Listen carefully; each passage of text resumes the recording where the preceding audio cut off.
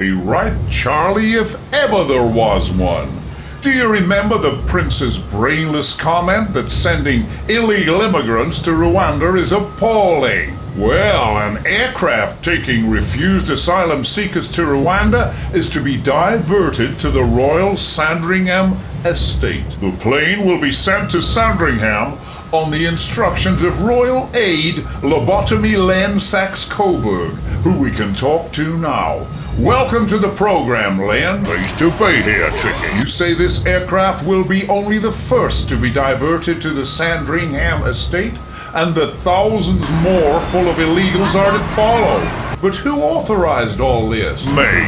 The prince didn't know anything about it. I have full authority and complete jurisdiction over the royal finances. How on earth did you receive such awesome power and control over the royal family? I know where, figuratively speaking, most of the bodies are buried.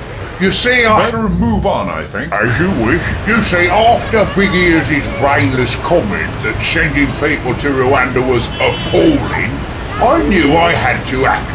Now that the prince has decided to become embroiled in politics, he needs direction. He cannot criticise government policy and then fail to come up with an alternative. Any silly twat can do that. I reasoned that the royal estates own loads and loads of land and buildings and stuff, so the royals can house and feed literally millions of illegals. Are you absolutely certain the prince is happy about all this? Not really.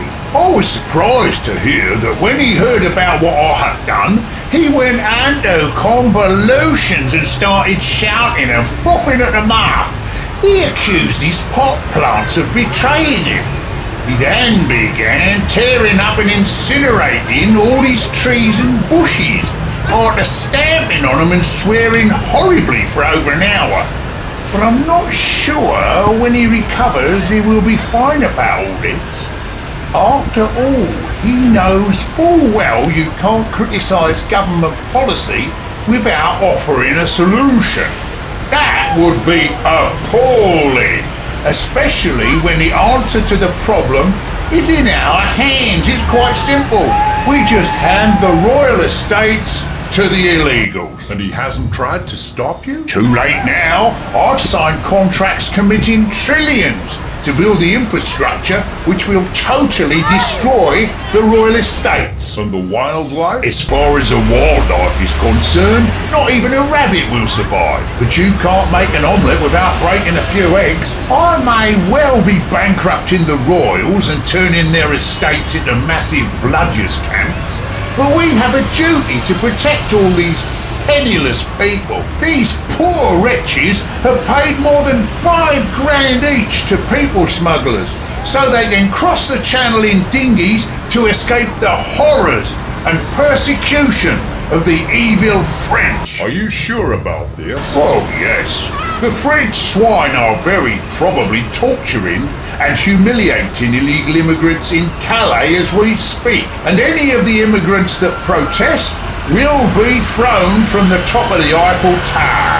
Also, a Parisian pimp told me that he saw huge boxes full of brown envelopes being taken into French government buildings by people smugglers. The contents of the envelopes ensures the illegals are encouraged to cross the channel rather than prevented. It is appalling. It certainly is appalling. So you took it upon yourself to hand over the royal estates to the illegals and made it a legally binding promise that the prince would foot the bill for providing all the infrastructure necessary. Oh yes, the royals have enough money and will provide things like roads, railways, bridges, sewage farms, oil refineries, coal-fired power stations, etc., etc.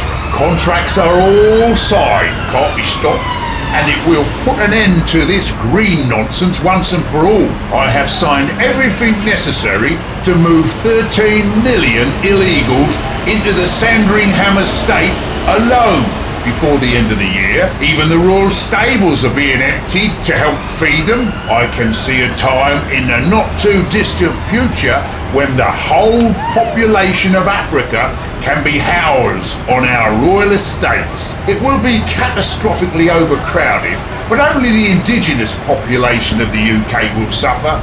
And who has ever bothered about them? And was it you who reasoned that the millions of acres of rural land owned by the Crown were just going to waste? Oh yes, it was only being used for the odd punt, or for some supercilious arse of an aristo to ride around on a big horse with his high-class trollop, looking for somewhere to have a picnic and a bunk up. Where are the royals going to live when you give away all their estates and homes? We're moving them into a disused RAF base in Linton-on-Ouse. They'll be living shoulder to shoulder with thousands of illegals. All are wonderful, honest young men. Young men who only days ago tore up their passports and threw their smartphones into the channel so we don't have a clue who they are. Nor do we know if these are terrorists or not.